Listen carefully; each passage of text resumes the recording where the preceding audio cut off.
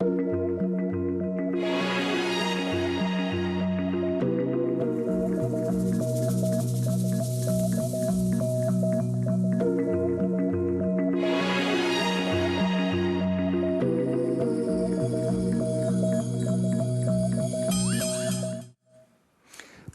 et merci de nous retrouver pour la Foi prise au mot, votre rendez-vous de formation et de réflexion.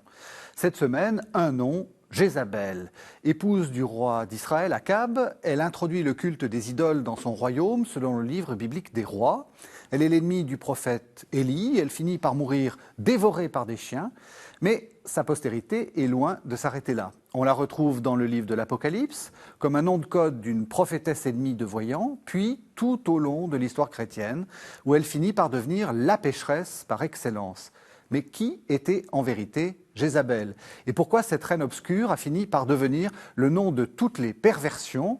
N'est-elle pas en quelque sorte la victime d'une légende noire construite par une société dominée par des hommes pour qui les femmes sont ou des saintes ou des pécheresses? Voilà les questions que je vais poser à mes deux invités. Béatrice Ouari, bonsoir. Bonsoir. Béatrice, vous êtes professeure d'Ancien Testament à l'Institut catholique de Paris et on vous a vu très souvent dans cette émission. On est toujours heureux de vous retrouver. Merci. Salvatore Manfroy, vous, c'est la première fois que vous venez. Bonsoir. Bonsoir. Vous êtes bibliste, vous aussi. Vous êtes doctorant à l'Université catholique de Louvain et vous êtes professeur d'hébreu à la faculté de théologie protestante de Bruxelles. Alors, peut-être pour commencer, Salvatore, est-ce que vous êtes d'accord avec cette idée de légende noire? Est-ce que dans les communautés chrétiennes, Jézabel, c'est le nom de tous les péchés, toutes les perversions, etc.? Alors, je suis assez d'accord dans le sens où lorsque nous analysons un peu le contexte évangélique plutôt américain, Oui. on peut voir qu'il existe encore aujourd'hui un esprit appelé l'esprit de Jézabel. Alors, qu'est-ce que c'est que l'esprit de Jézabel? Donc, esprit de séduction qui a pour objectif d'éloigner, on va dire, les enfants de Dieu de la vérité, de la parole de Dieu, et de les amener vers des convoitises ou vers de la luxure, ou vers le péché propre à l'aspect humain. Donc l'esprit de Jézabel trouve sa source déjà chez Ambroise de Milan qui en parlait, Oui. donc très ouvertement. Donc il comparait un peu, on en parlera par la suite, mais le pauvre Naboth au Christ, Akab au diable, et Jézabel à l'esprit de Jézabel qui vient susciter en fait des malfaisances. Et donc ces idées en fait vont véhiculer jusqu'à aujourd'hui, et encore aujourd'hui dans certains courants, on parle d'esprit pour perturber. On peut être atteint de l'esprit de Jézabel si on est un homme ou c'est qu'il faut être forcément une femme? Généralement, ça s'attaque aux femmes, on va dire comme Oui. ça. Donc, c'est surtout ce côté de perversion. Donc, il y a toute une histoire derrière déjà de la place de la femme. Hein, il y a tout, on va dire, un contexte. Mais généralement, ce sont les femmes, on va dire, qui sont atteintes par cet esprit, quoi. On a retrouvé ce terme-là, y compris dans la campagne présidentielle américaine récente. C'est Exactement. d'ailleurs assez étonnant de retrouver Jézabel entre Joe Biden et Donald Trump. C'est ça, exactement. Lors des dernières élections donc américaines, c'était assez intéressant de voir que cet esprit de Jézabel était Mentionné, aussi, oui. voilà, mentionné.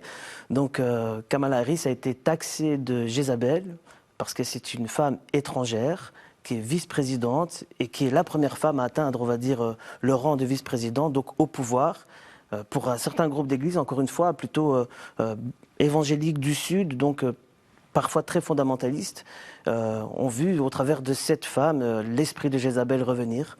Étrangère, en fait, elle est noire, tout simplement. Étrangère, noire, donc déjà... Alors qu'elle est parfaitement américaine. Hein. Exactement. Et Ouais. c'est là, en fait, où, encore aujourd'hui, il y a des études de sociologie récentes qui ont démontré que des groupes de femmes noires aux États-Unis sont appelés les Jézabel. Mm-hmm. Donc, généralement, ce sont des femmes libertines qui sont vouées à elles-mêmes et on se sert d'elles simplement pour faire des enfants. Donc, on les appelle, voilà, ces Jézabel. C'est courant dans ce contexte américain. Et encore récemment, une autre dame, donc Meghan Markle, cette fois-ci, Oui. également, donc pour l'église anglicane en Angleterre, a été taxée aussi de Jézabel parce qu'elle a, on va dire, volé le Harry de la famille et pour l'amener dans son territoire, quoi. Eh bien, voilà une actualité assez étonnante. Alors, est-ce qu'on a une idée un peu de qui était Jézabel? D'abord, première question, on la trouve où? quand j'ouvre ma Bible, vous avez une Bible en main, vers où je vais? Alors si je l'ouvre, j'arrive au premier livre des rois et Jézabel fait sa première apparition au chapitre 16 où il est question de son mari, le roi Akab. Et en racontant l'accession au pouvoir du roi Akab, on raconte qu'il a épousé une femme du nom de Jézabel, une princesse sidonienne. Alors peut-être... donc, on va revenir, parce que là, le roi Akab, la princesse sidonienne, ça fait beaucoup de choses. Et on apprend d'emblée que ce n'est pas une bonne idée qu'a eu Akab. Je vous lis le petit passage. Voilà. Akab, fils d'Omri, fit ce qui déplaît au Seigneur et fut pire que tous ses devanciers. Non seulement il imita les péchés de Jéroboam, fils de Nabat, mais aussi il prit pour femme Jézabel, fille d'Itobaal, roi des Sidoniens, et se mit à servir Baal et à se prosterner devant lui. Tout est là. Tout est là. Tout est concentré, tout ce qui va se déployer dans le récit est là. Alors, on va peut-être commencer dès le début. Par Akab Par Akab. Akab. Donc Akab est ce qu'on appelle un roi omride. C'est-à-dire, Omride, c'est le nom de sa dynastie, le nom de son père en fait. Alors, peut-être, je remonte un demi-siècle en arrière. Donc on connaît le roi David, sa grande figure, la manière dont il a unifié un grand Israël, ce que raconte le texte biblique. Enfin, la Bible raconte ça, le roi d'un grand empire, qui le transmet à son fils Salomon, le roi sage. Un règne qui s'effondre un peu à la fin de la vie de Salomon, parce que Salomon, lui aussi, aime des femmes étrangères. On reparlera de cette question-là sans doute. Il aime des femmes étrangères et ça porte de la division dans son royaume. Et à sa mort, il y a un schisme. Le grand royaume de David éclate en deux. Au sud, Juda, avec comme capitale Jérusalem. Et au nord, le royaume d'Israël, avec plusieurs capitales, mais à l'époque d'Akab, c'est Samarie, la grande ville. C'est Ramallah. Actuellement, c'est Ramallah, Alors, Samarie. Oui, c'est presque, un tout petit peu. Le site archéologique est un petit peu au nord, mais de fait, c'est Ramallah. Exactement, voilà. c'est cette région-là. Et donc, voilà, donc Akab, donc c'est Omri qui installe sa capitale à Samarie, dans un endroit magnifique qui domine une vallée où on voit jusqu'à la Méditerranée. Enfin, c'est magnifique. Et c'est un endroit très stratégique. Et il construit là un grand palais. Et Akab est le deuxième roi de ce royaume, qui est un royaume prospère économiquement à cette époque-là, qui entretient donc des relations avec les petits royaumes voisins, et notamment avec les ports de la côte levantine, les ports de Phénicie, aujourd'hui le Liban, et Sidon est un de ces ports. Et ces ports sont très importants parce que c'est la porte de la Méditerranée pour tout l'Orient, tout le Proche-Orient en fait. Et donc le commerce avec la Grèce notamment transite par là. Et c'est donc des villes très importantes, puissantes, riches, qui marient leurs filles à des rois régionaux pour créer des alliances. Est-ce qu'on en sait un peu plus sur Jézabel? Et puis, est-ce qu'on connaît ce monsieur Itobaal là? On sait qui c'est? On a des traces archéologiques? On n'a pas vraiment de traces archéologiques. Ce qu'on sait de lui se trouve dans la Bible. Flavius Joseph mentionne Itobaal. Donc c'est l'historien. L'historien, voilà, Flavius Joseph. Donc parle d'Itobaal en tant que grand prêtre de Baal, est devenu roi justement grâce à, on va dire, ses alliances qu'il a fait avec Akab en proposant sa fille. Donc on n'en sait pas vraiment plus, si ce n'est que ce que le récit nous dit de l'écriture. C'est quoi? Si on regarde, enfin si le texte ne se trouvait pas dans la Bible, mais je ne sais pas, dans n'importe quelle tablette qu'on aurait découvert, c'est un mariage politique en fait. Oui, voilà, on peut imaginer que c'est un mariage politique comme il se faisait à l'époque, justement. Oui. Donc, Akab a quand même régné 22 ans, et pendant son règne, donc, il y a quand même des belles choses qui ont été faites. Donc, la construction d'un aqueduc, notamment, qui, plus tard, servira également de ravitaillement en eau lors des guerres qu'il y aura par la suite. Donc, c'est vrai que lorsque, on va dire, le rédacteur dépeint le personnage d'Akab, c'est surtout d'un point de vue religieux, mais d'un point de vue politique, je pense qu'il était peut-être un bon roi, stratège pour son époque. Donc voilà, ça se faisait à l'époque, ces mariages politico-religieux. Voilà. Oui, c'est ça. Parce que le problème, c'est donc, parce qu'on continue notre petite lecture, vous avez dit, tout est dedans. On a entendu le mot Baal. Et donc ça, je crois qu'il faut aussi expliquer ce que c'est que les Baals. Alors les Baals, ce sont des divinités qui sont en fait des idoles. Alors il faut quand dans la Bible, et en particulier dans cette histoire que raconte la Bible, qui est une histoire avec un point de vue religieux, des valeurs qui sont très fortement affirmées, qui sont mises en avant, et notamment celle de l'unicité du culte de Dieu, du culte du Dieu d'Israël, Yahvé, le Seigneur. Donc ce culte centralisé à Jérusalem, donc évidemment le nord n'étant pas à Jérusalem, c'est d'emblée le territoire maudit, qui de plus, à sa fondation, s'est trouvé avec 2 veaux, vous savez, les fameux veaux qu'on a mis à Bethel et à Dan, aux 2 frontières qui sont des idoles. Donc on est dans toute une histoire où la lutte contre l'idolâtrie est première. Et donc les Baals sont les figures à abattre, sont des divinités concurrentes. Donc on parle de manière très générale des Baals pour parler des idoles, mais il y a un Baal particulier dans ces récits, c'est plutôt le Baal, qui est un Baal précisément de Phénicie, qui est un dieu de fécondité. Et on a, de la fin du 2e millénaire, tout un cycle mythologique sur un Baal, dont on a d'ailleurs une représentation au Louvre, qui est un dieu de la fécondité, des pluies de printemps, de l'orage, qui connaît un cycle de mort et de résurrection ou de renaissance au printemps. Et donc, il a ses adeptes, si je puis dire, ou ceux qui le prient, en le priant, appellent pour leur terre, pour leur pays, la prospérité de la terre, la prospérité économique. Voilà. Et donc Israël lutte contre ces Baals. On a un écho de ça au début du livre d'Osée, où vous savez, dans ce grand procès d'Osée, où Osée dépeint Israël comme une femme infidèle qui court derrière les Baals et qui ne voit pas que c'est du Seigneur qu'elle reçoit sa nourriture, etc. Donc on est vraiment au cœur de préoccupations liées à la prospérité de la terre et de l'économie. Ce qu'il faut pour vivre, en fait. Oui. Cette question des Baals, c'est quoi? C'est une sorte de concurrence? C'est-à-dire, on privilégie un dieu par rapport à un autre? Ils y croyaient au Baal? Comment est-ce qu'on peut se faire une idée un peu de ce que ça représentait? Parce que nous, c'est vrai que 4000 ans après, ou 2000, 3000, je ne sais pas combien, on a l'impression que c'était évident que le vrai Dieu, monothéiste, Dieu, quoi, avait des... Enfin, c'est le seul vrai Dieu et donc il n'y a pas de concurrent. Là, on a l'impression qu'il est en concurrence. Oui, c'est ça. On a l'impression en fait que c'est un Dieu de territoire. Et donc, un seigneur, on va dire, du nord contre un seigneur du sud. Plutôt une forme de monolatrie qui petit à petit devient une forme de monothéisme dans l'histoire. Mais il est clair qu'au départ, ce serait très anachronique de voir l'époque avec la compréhension qu'on a aujourd'hui de la religion. Donc c'est vrai que ce Baal de Phénicie, on va dire c'est super intéressant de le voir dans ces récits-là parce que il est comparé par la suite au dieu Yahvé, donc à l'autre seigneur, on va dire, qu'il combat. Et par ces 2 intermédiaires, donc ces prophètes, Dieu de la fécondité et Baal, qui n'arrivent pas à faire tomber la pluie, alors que le Dieu Yahvé arrive à le faire, lui, par la suite. Donc vous voulez dire, ils ont presque le même... ils sont pas à égalité, mais on a l'impression que c'est lequel est le meilleur des dieux, quoi. Il y a une sorte de concurrence, on les met en concurrence et on voit lequel est le plus productif, quoi.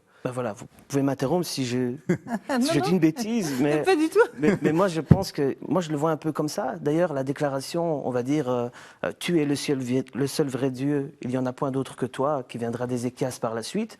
Mais c'est un règne plus tardif, et donc à ce moment-là, on cherche un peu sa place, on est en conflit, on essaie de voir qui est le plus fort, et voilà. Donc moi j'imagine un petit peu que oui, il y a cette guerre de territoire représentée par les seigneurs qui les représentent, quoi. Ce qui veut donc dire que la concurrence est sérieuse.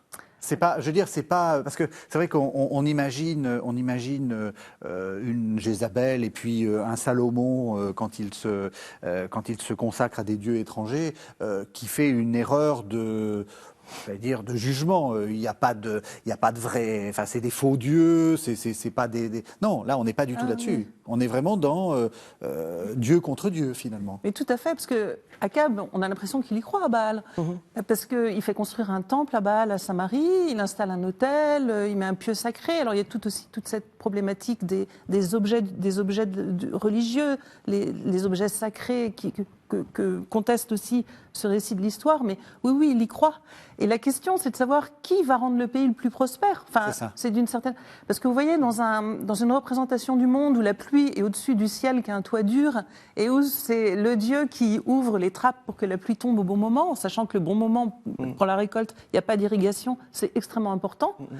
Eh bien, quel est le Dieu qui va donner la pluie le mieux, en fait? Quel est le plus favorable?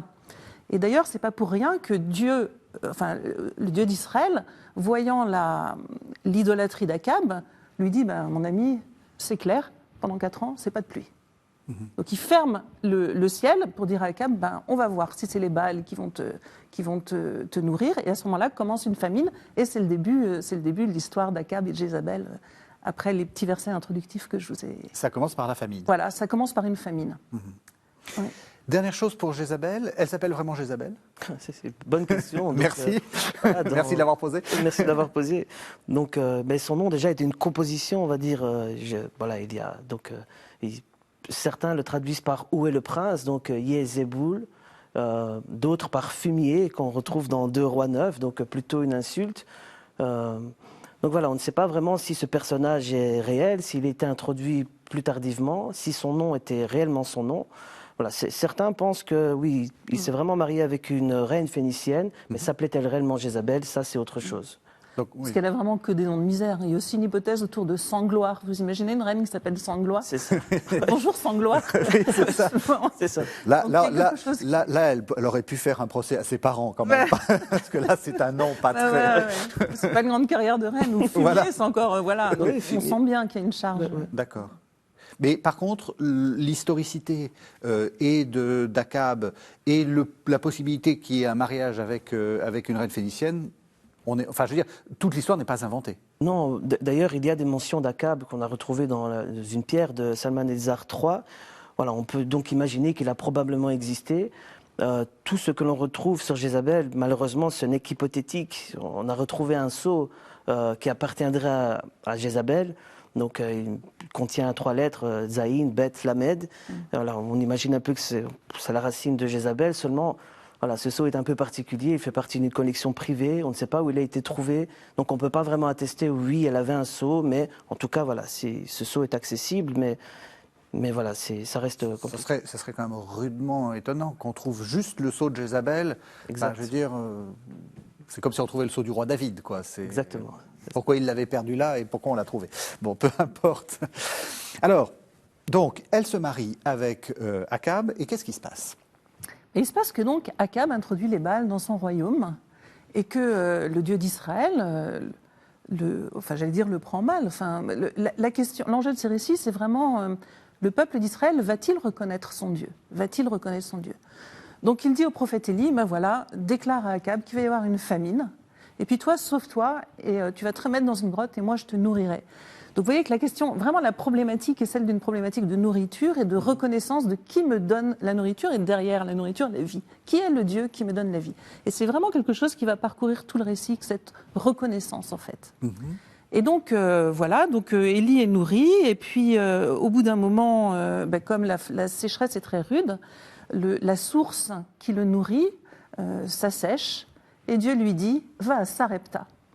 Et alors, ce qui est formidable, c'est que Sarepta, c'est sur le territoire de Sidon. C'est-à-dire, c'est précisément le lieu d'origine de la reine Jézabel.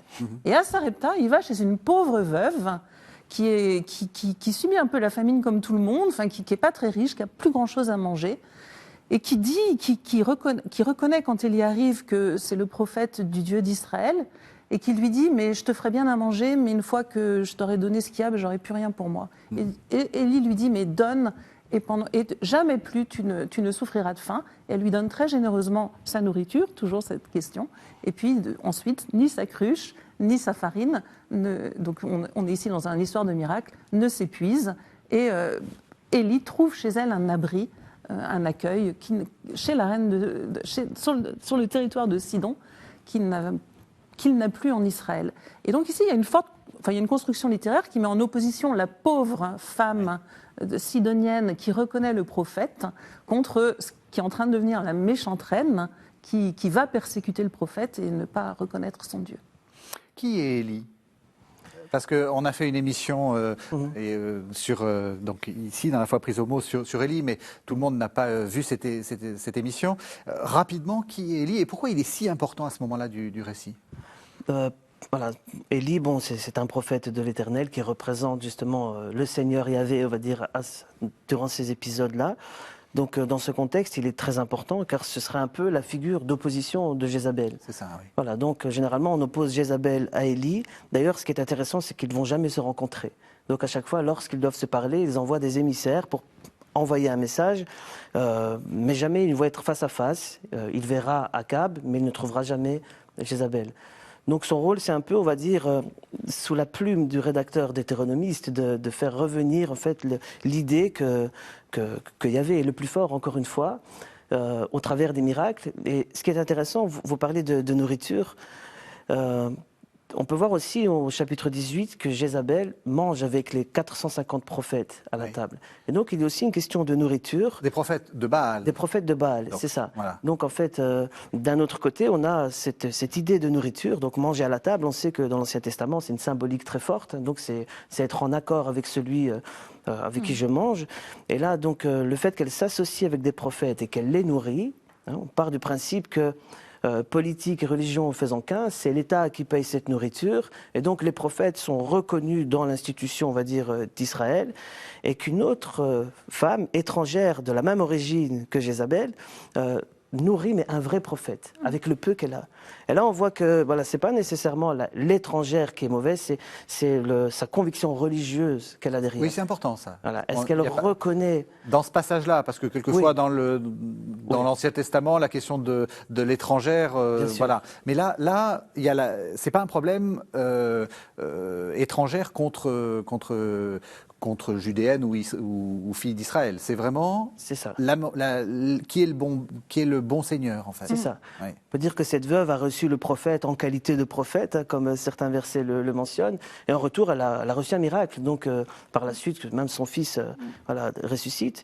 Alors que l'autre, étrangère, elle, non, elle vient avec ses dieux et elle s'impose dans un territoire, quoi. On pourrait dire en fait que la veuve de Sarepta laisse à Élie l'espace de déployer sa puissance prophétique, alors qu'il ne peut plus la déployer en Israël, où la reine Jézabel, avec ses Baals, fait obstacle en fait. Et on arrive au fameux chapitre 18, un affrontement Dieu à Dieu direct. Alors on sait aussi qu'un personnage, enfin un serviteur d'Akab évoque le fait que non seulement elle mange avec les prophètes, mais qu'elle a tué des prophètes du Dieu d'Israël, donc et que lui en a caché certains.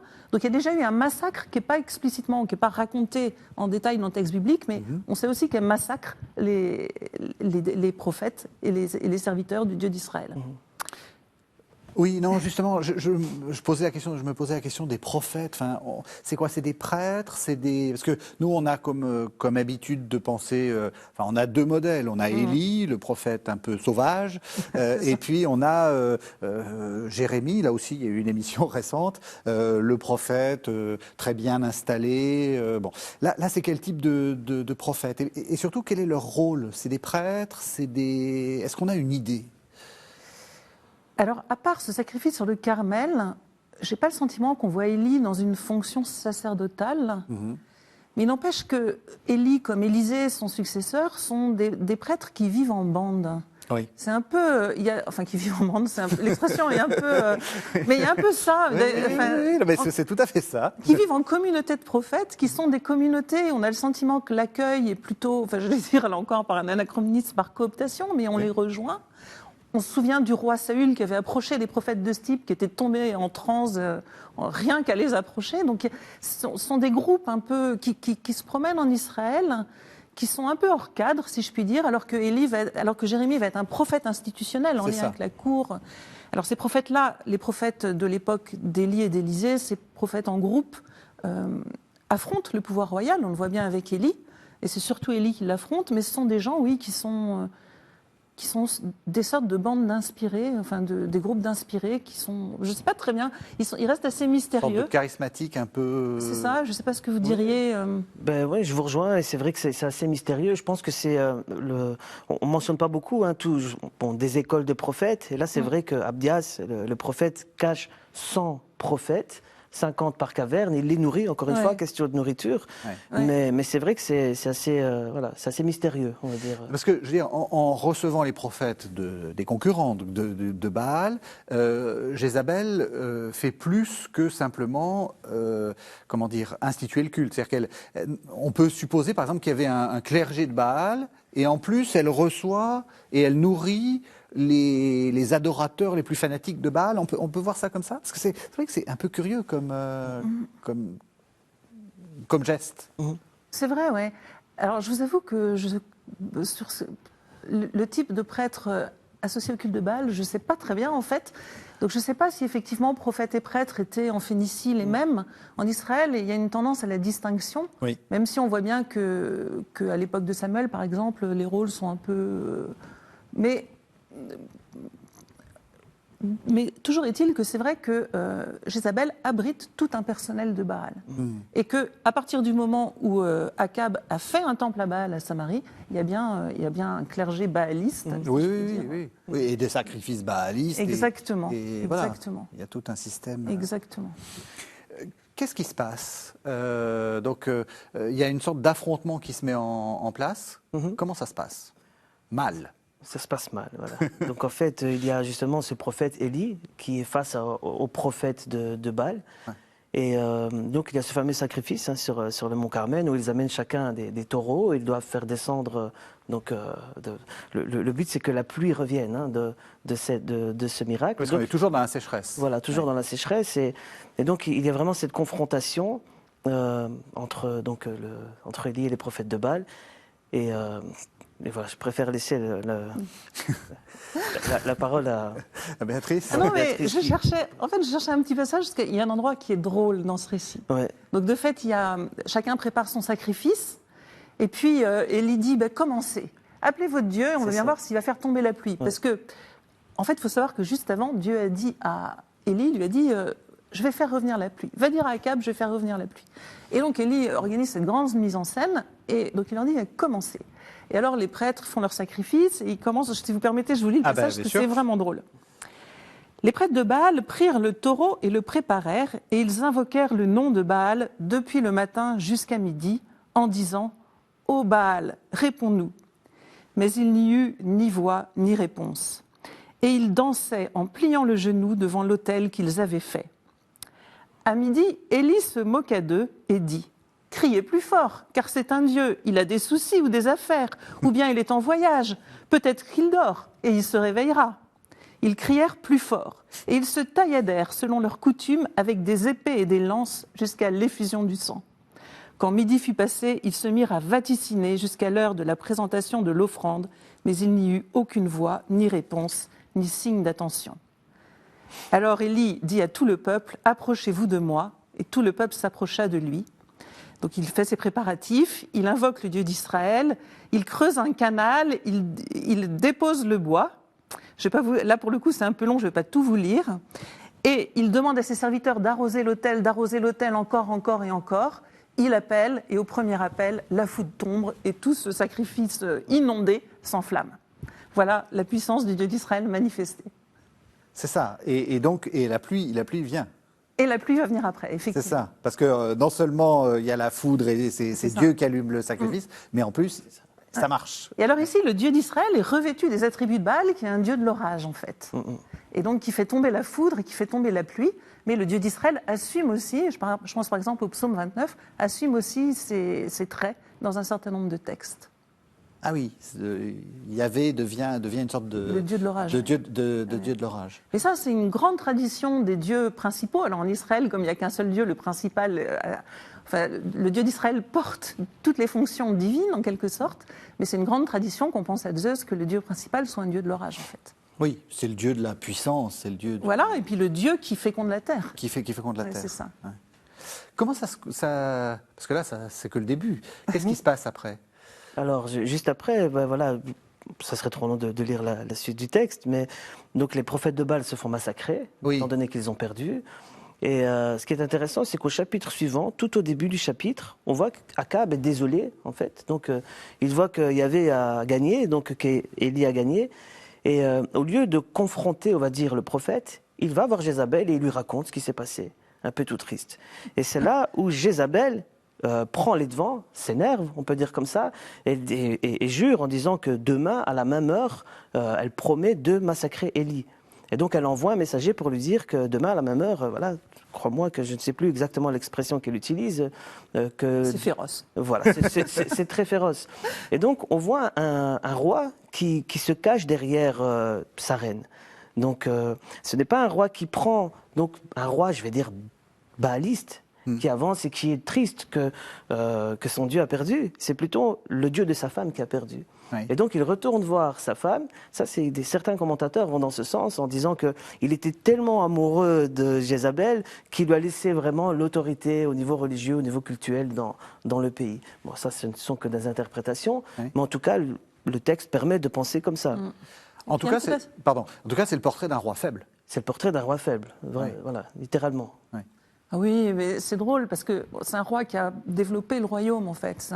C'est un grand roi, vous évoquiez ses constructions. Mais en même temps, le récit biblique, et puis là, du coup, le substrat historique c'est compliqué, mais le récit biblique le montre comme un roi qui a peur d'Élie, qui, quand il est contrarié, se couche, tourne la tête et boude. Enfin, il y a des choses, il marche entraînant les pieds. Enfin, on a des détails qui orientent vers une personnalité un peu. Enfin, il y a beaucoup d'ironie en fait. Ouais. C'est un roi qui est moqué.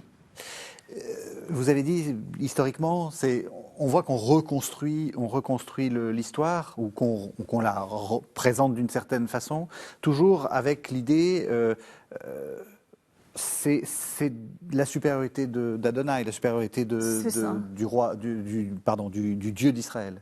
Oui, en fait, il y a deux idées. Il y a celle-ci, et puis en fait, c'est une histoire. Donc là, les livres des rois, en fait, ils font le portrait de chacun des rois successivement, des deux royaumes tant qu'ils existent ensemble, avec en fait un modèle et un anti-modèle. Le modèle, c'est David, donc un roi évalué bon comme David. Il n'y en a pas beaucoup. Oui. Et l'anti-modèle, c'est Jéroboam, celui qui a provoqué le schisme et qui était idolâtre. Et alors là, ça castagne. Oui. Et donc les rois sont, comme je vous ai lu pour Akab, il a fait pire que Jéroboam. Et donc il a introduit des idoles, etc. Donc c'est une histoire qui est, on pourrait dire aujourd'hui, très partisane ou très, très idéologisée à partir de valeurs qui relèvent d'un courant théologique présent dans la Bible, desquelles, par une histoire complexe, nous viennent ces récits, en fait. Donc une histoire lue au prisme de valeurs très clairement affichées, qui reviennent tout le temps comme des refrains. C'est vraisemblable, cette idée que ce soit la reine qui prenne le leadership, si on peut dire, enfin qui se... En gros, elle est en train de devenir la reine au sens propre, c'est-à-dire qu'il n'y a plus de roi, quoi. C'est ça. Historiquement, bon, on ne peut pas vraiment le prouver, mais c'est vrai que l'angle d'attaque, on va dire, des rédacteurs, c'est l'aspect religieux. Et donc là, quand on parlait d'Akab en tant que roi faible, c'est surtout dans son approche religieuse. On ne parle pas de son approche militaire ou politique. La Bible n'en parle pas, mais au niveau religieux, c'est clair qu'il était faible et qu'il laisse les devants à sa femme. Oui. D'ailleurs, on le verra par la suite, au chapitre 21, avec la vigne de Naboth, où là, elle prend vraiment les devants et c'est elle qui s'engage politiquement, militairement, je pourrais dire comme ça, et religieusement en tant que reine, quoi. Parce que ma question, c'était, est-ce que... là encore, est-ce qu'elle est... c'est un personnage, un type, c'est-à-dire la femme pécheresse, la femme... Ou est-ce que c'est plus compliqué dans le texte ? Est-ce qu'on peut faire une lecture où finalement le rédacteur lui donne ce rôle-là parce qu'en fait il a en arrière-plan, je ne sais pas, Ève et qu'il a une image un peu dégradée de la femme ? Mais je pense en fait que la Bible, à cette époque, a été écrite par des hommes et pour des hommes dans une société patriarcale. Et donc donner un pouvoir aux femmes, ce n'est pas vraiment bien vu. Et quand on compare un peu les femmes de la Bible qui ont eu on va dire un aspect positif, toutes les femmes qui, dans l'histoire de la réception, prendront les devants seront souvent comparées à des Jézabel, parce qu'elles veulent du pouvoir et pas une Déborah qui a voulu délivrer un peuple. Donc c'est souvent à Jézabel que les femmes sont représentées. Le bon modèle de la femme, en fait, c'est celle qui oublie son identité, c'est celle qui accepte la nouvelle terre, le nouveau Dieu. Pensez à Ruth, par exemple. Voilà, et d'ailleurs, ce qui est intéressant, c'est que dans le canon hébraïque, le livre de Ruth se trouve juste après le Proverbe, qui se termine par Proverbe 31, la femme vertueuse. Et là, on explique en fait toutes les qualités que l'on imagine de la femme, et ensuite on entame par un récit en démontrant, voilà. Donc au-delà de ces qualités de ménagère, que parfois on limite à ça, malheureusement, il y a aussi une qualité on va dire, d'abnégation de son identité pour adhérer, ton peuple sera mon peuple, ton Dieu sera mon Dieu, et qui par la suite fera partie de la dynastie davidique. Enfin, elle est ancêtre de David, quoi. Même question, est-ce que vous la défendez? Parce qu'après, on va arriver sur la vigne de Naboth. Alors là, elle est un peu manipulatrice, cette brave Jézabel. Je ne sais pas si je la défends, mais de fait, il n'y a pas beaucoup de femmes de pouvoir, de reines et de princesses qui sont mises en valeur. Il y en a un certain nombre autour de David, en fait. Il y a quelques belles figures féminines autour de David, mais c'est vrai que ce sont des femmes qui sont les auxiliaires du roi dans le projet de Dieu. Tandis qu'ici, clairement, c'est une femme qui s'oppose. Après, ma question, en fait, il y a aussi quelque chose d'un peu particulier dans ces chapitres, qui est que précisément, on a des récits très détaillés et hauts en couleur, qui rompent avec ce qui précède, qui sont des chronologies royales un peu ennuyeuses et très brèves. Et la question pour moi, c'est de savoir pourquoi c'est si développé ici. Est-ce qu'il y a une mémoire? Est-ce que c'est complètement de la littérature? Je ne sais pas. Et puis, si de fait, il y a probablement... la femme n'est pas mise en valeur dans un rôle positif quand elle a du pouvoir, ça c'est pas du tout dans le spectre mental des auteurs, mais il n'empêche que je me dis, et puis on ne le saura jamais, mais on ne peut jamais être sûr qu'un jour une femme n'a pas pu prendre du pouvoir. Absolument, en fait. Ça peut arriver, je veux dire, ça peut arriver, voilà. Oui. Donc on ne sait pas. Moi je ne sais pas si je la défendrais, Jézabel, en tout cas, sa personne, dont historiquement on ne sait pas grand-chose, mais en tout cas dans le texte, on fait vraiment d'elle un portrait noir, mais à tel point que même Élie tremble devant elle à un moment. Parce que là, on a parlé du chapitre 18, mais il est suivi d'un magnifique chapitre où, après la menace de mort qui est prononcée contre Élie, Élie s'enfuit au désert, il marche, et puis là, il fait une sorte de dépression, en fait. Oui, c'est ça. Et il est couché, il ne veut plus bouger, plus manger. Oui. Et là encore, on retrouve cette problématique du Dieu qui nourrit. Dieu envoie un messager, un ange, pour... mettre de l'eau et du pain à la tête d'Élie. Alors Élie, la première fois, il mange et il se recouche. Et l'ange, il revient et dit, écoute, voilà, mange, mais lève-toi. Donc il part, et puis ici, il y a un texte qui devient très mystique, en fait, où il part et il marche 40 jours et 40 nuits sans arrêt, jusqu'à l'Horeb, la montagne de Dieu, c'est-à-dire précisément où Moïse a reçu la Torah, et où Moïse a passé l'alliance avec le peuple d'Israël. Et puis c'est ce passage, alors là, pour le coup, bien connu de l'histoire d'Élie, où il rentre dans une caverne, et puis Dieu lui dit, sors et je vais passer devant toi. Et à ce moment-là, tous les attributs du baalisme se redéploient, c'est-à-dire qu'on assiste à une grande tempête, grand orage dans la montagne. Donc le tonnerre, le tremblement de terre, le feu, Dieu n'est pas là. Et puis, un bruit de fin silence, ou quelque chose comme ça, une expression un peu difficile à traduire, dans lequel Élie reconnaît Dieu, et il sort et se voile le visage. Et ici, alors, ce passage qui est pour moi une des grandes pages mystiques de l'Ancien Testament, continue dans cette veine de caractériser le Dieu d'Israël par rapport au Baal. C'est non seulement le Dieu de l'orage qui peut se déployer, mais là où il est le plus proprement, et là où son prophète le reconnaît, c'est précisément dans un murmure, dans un silence. Donc ici, il y a quelque chose d'une spiritualité pas telle qu'on l'imagine aujourd'hui quand on fait oraison, on n'est pas du tout dans ce registre-là, mais il y a quand même quelque chose d'une particularité du Dieu d'Israël qui se dit, et qui tranche avec l'aspect grandiose et violent de ce qui entoure ces chapitres, en fait. La vigne de Naboth, parce on arrive lentement à la fin de l'émission, donc on va raconter toute l'histoire. D'accord. De quoi s'agit-il? Alors, la vigne de Naboth, c'est l'histoire de Naboth qui vivait à Jezreel et qui possédait une belle vigne, donc, qui était convoitée par Akab. Donc, dès le début, on voit dans le récit que Akab vient voir Naboth et lui propose de racheter sa vigne, donc contre de l'argent, contre une autre vigne, car il veut en faire un jardin. Donc Naboth dit mais ce n'est pas possible parce qu'en fait c'est un héritage de ses pères, hein, donc c'est, on va dire, un héritage foncier, la nachala, comme on l'explique dans l'Ancien Testament.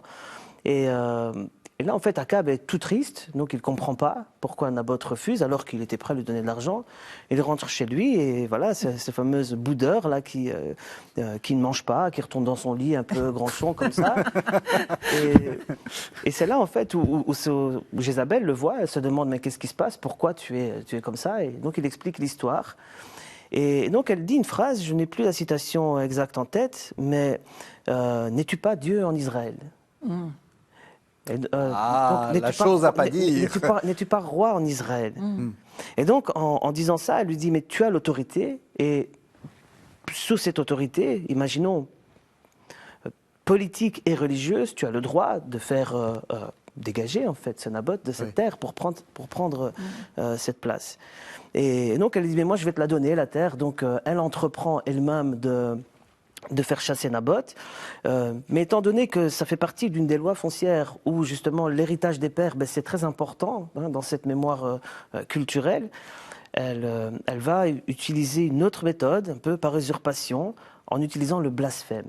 Et donc, blasphémer Dieu, je pense qu'au niveau des lois, c'est plus haut que justement cet héritage foncier, où là, elle va manigancer une sorte de tribunal en demandant à deux personnes de mentir sur le cas de Naboth, en disant qu'il a blasphémé sur Dieu et sur le roi. Et donc, il se fera lapider, il mourra par la suite. C'est moche. C'est très moche. Ouais. Oui, c'est parfaitement injuste. Enfin, c'est un récit qui est aussi intéressant sur.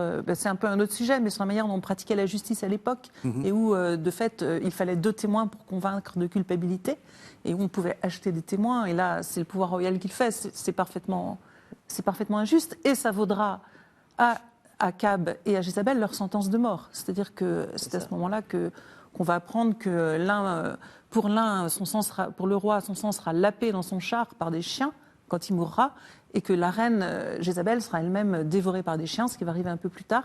Mais là, j'ose pas dire qu'il y a, je sais pas, enfin, il y a une sorte quand même dans ces récits, à mon sens, d'ironie, parce qu'il y a une certaine délectation dans les morts abominables des figures qu'on a noircies, des injustes, en fait. Il y a quelque chose d'un peu, voilà. Mais donc c'est un peu un tournant dans le récit, c'est-à-dire que là, le couple apparaît dans sa noirceur, et le récit se termine d'ailleurs, si vous me permettez de citer encore un tout petit passage, ce récit de la vigne de Naboth, il n'y eut vraiment personne comme Akab pour agir en fourbe, et on apprécie l'élégance du vocabulaire de la Bible de Jérusalem, il n'y eut personne comme Akab pour agir en fourbe, faisant ce qui déplaît au Seigneur, parce que sa femme Jézabel l'avait séduit. Voilà.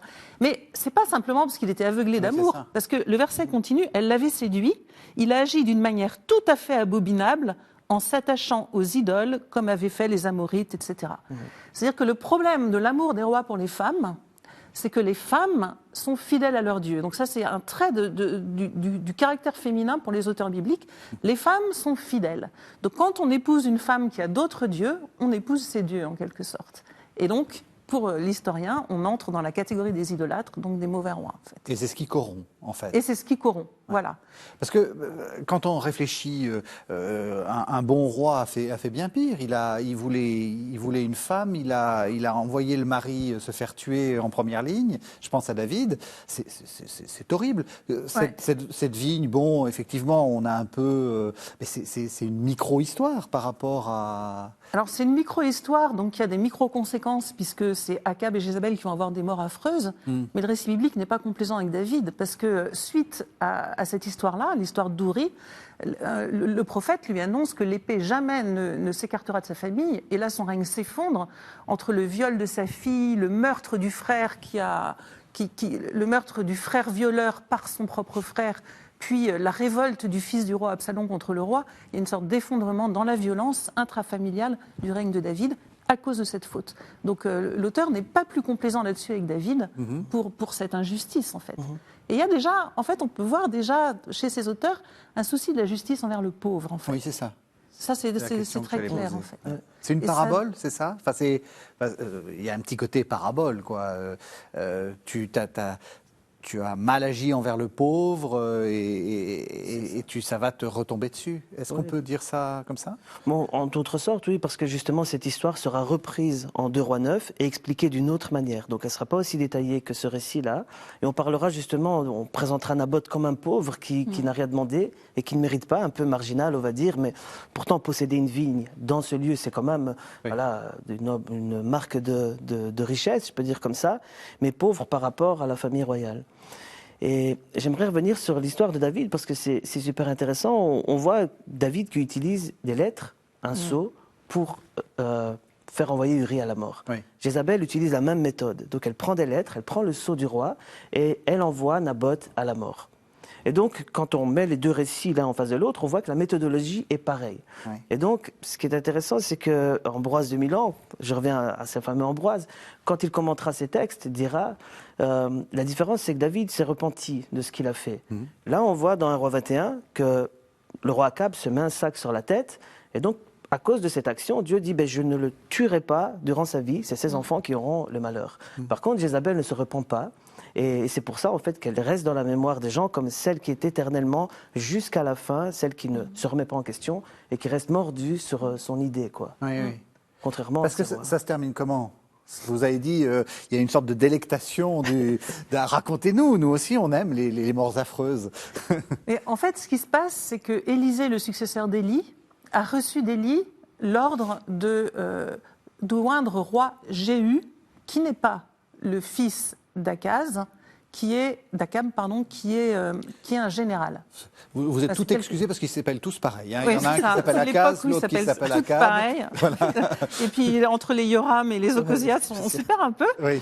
Et alors, donc Élisée va voir Jéhu, qui est le général du roi d'Israël, et le prend à part et lui donne l'onction royale. Puis il le fait acclamer par les autres, et Jéhu marche sur Samarie. Donc c'est Jézabel n'est plus reine régnante, enfin c'est la mère du roi.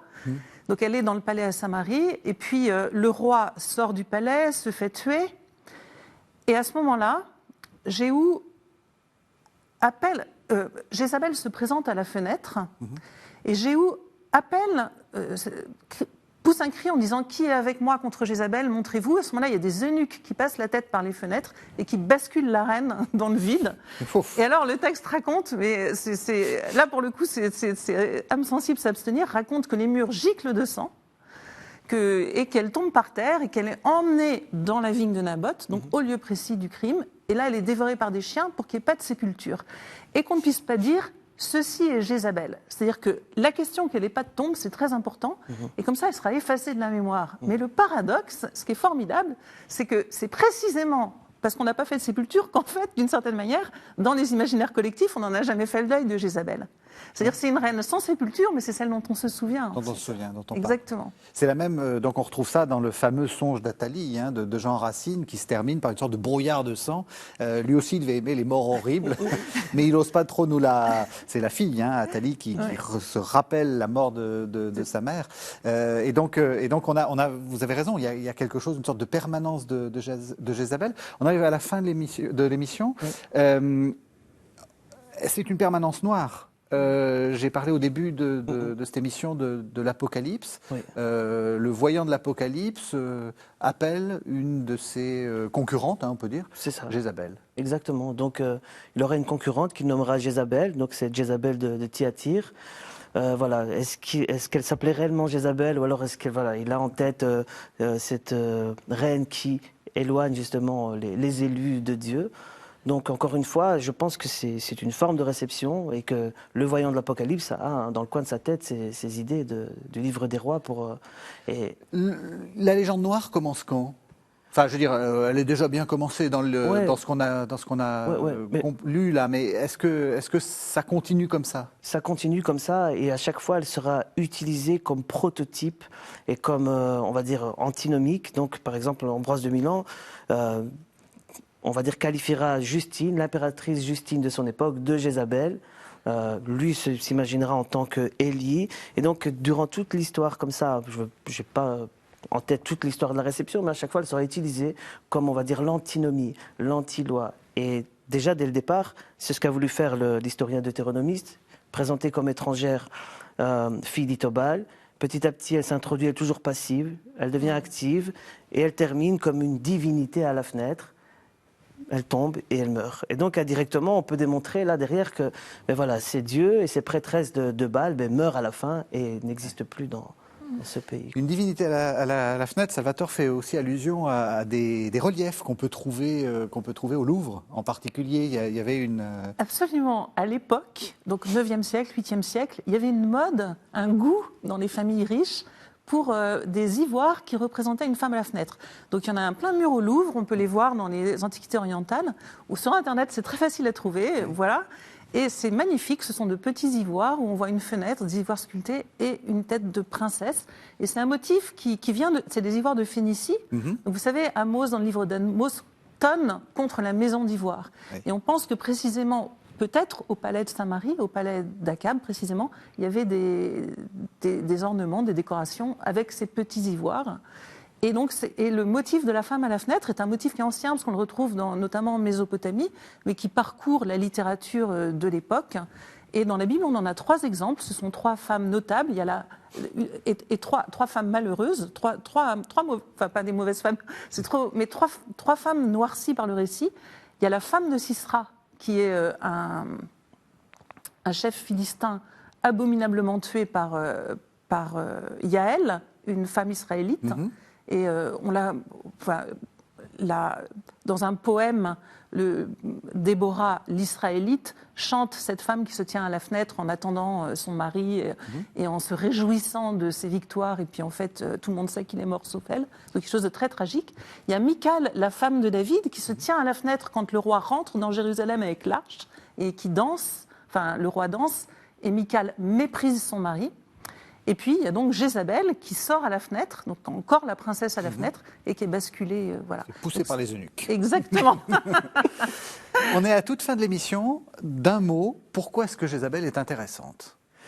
Mais justement, je pense qu'elle est intéressante parce qu'elle vit encore aujourd'hui dans la mémoire collective des gens. Le fait qu'elle n'ait pas trouvé de sépulture démontre que voilà, elle en a trouvé une, mais pas vraiment dans un lieu. Un peu comme Élie d'ailleurs, hein, qui a été enlevée également, Oui. son opposant.